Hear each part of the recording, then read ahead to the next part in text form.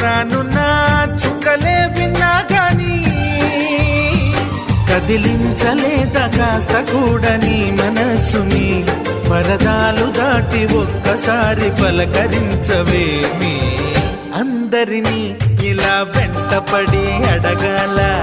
సరదాగా నువ్వే ఎదురైతే సరిపోదా నిద్రపోతున్న రాత్రి నడిగా గుటికి చేరిన గువ్వల నడిగా